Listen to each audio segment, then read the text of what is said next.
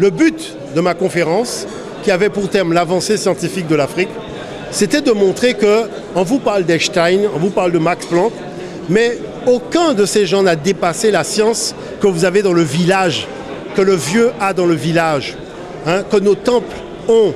Cette science-là, elle n'a jamais été dépassée. Et que tout ce que nous avons encore à faire connaître, vous voyez, comme ça sert des enjeux qui ne servent pas nos intérêts, c'est pour ça que la chose demeure cachée. Mais dans tous les domaines, vous voyez, il ne faut pas oublier que la graine de l'arbre de la science et de la connaissance, c'est l'Afrique qui l'a plantée. C'est l'Afrique qui l'a arrosée. C'est l'Afrique qui a fait qu'elle a porté tant de fruits.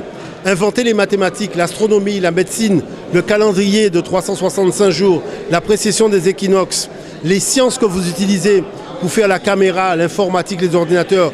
Le nombre binaire informatique est né en Afrique. D'accord ? L'ordinateur, on le voit avec le Fa. Le Fa est basé sur les nombres binaires. Donc toute la culture africaine est fondamentalement scientifique. On nous éloigne de cette culture pour ne pas qu'on en fasse notre colonne vertébrale pour être debout. Sur le plan de la spiritualité, les pères de l'Église étaient tous africains.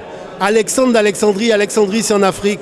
Clément d'Alexandrie, Alexandrie c'est en Afrique. Origène d'Alexandrie, Alexandrie c'est en Afrique. Ce sont des Africains qui ont pris le savoir des temples pour donner à des gens qui n'avaient pas de tradition religieuse, une tradition religieuse. Toutes les divinités que vous voyez dans la Bible sont des divinités africaines.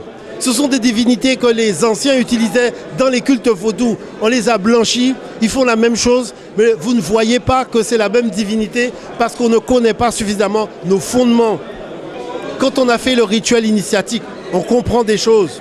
Il faut se préparer pour aller faire le rituel. Il faut jeûner. Quand vous allez à la messe, il n'y a pas de préparation, il n'y a pas de jeûne. On peut aller danser dans une boîte de nuit et aller à la messe le dimanche matin. Vous ne voyez pas qu'il y a un problème?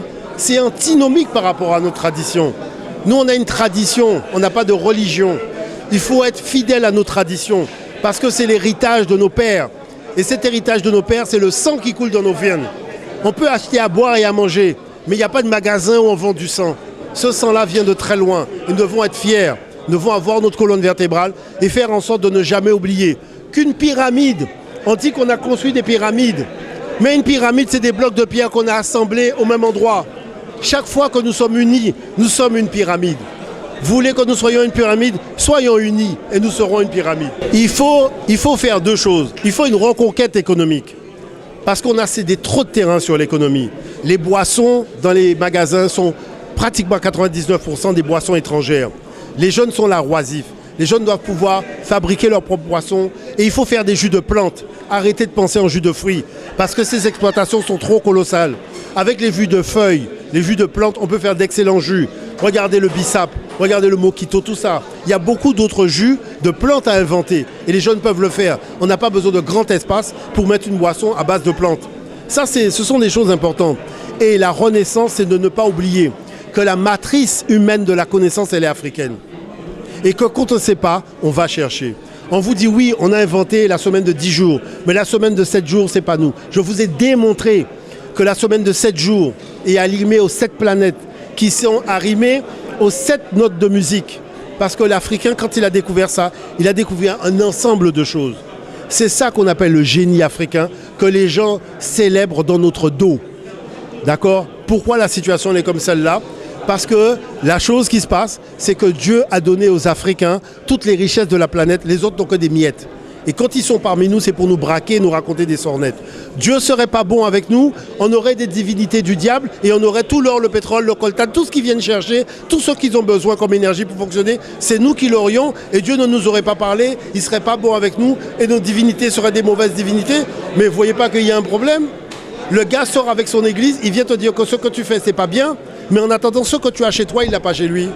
Et s'il est chez toi, c'est parce qu'il n'a pas ça chez lui. Il est venu prendre ce que Dieu lui a pas donné. Après, il te dit Dieu est bon. Dieu n'est pas bon avec tout le monde, manifestement, puisque lui, il n'a rien. Vous voyez, son sous-sol est vide. Donc, à partir de là, qu'est-ce qu'il fait? Il utilise la force pour voler ce que Dieu a donné aux Africains. C'est-à-dire que, vous savez, mon peuple a un genou au sol. Parce qu'on lui a donné tout simplement une lunette qui ne lui permet pas de voir clair. Il faut déjà voir clair en soi avant de voir clair. Quand tu vois plus clair en toi, c'est fini. Donc, la relève de l'Afrique passe par la relève des individus. N'oubliez pas que dans le dos, il y a ça, la colonne vertébrale. La colonne vertébrale, ce n'est pas simplement pour tenir le corps. Il y a une colonne vertébrale pour tenir le mental aussi. Et si on n'a pas de colonne vertébrale mentale, on ne sera jamais debout.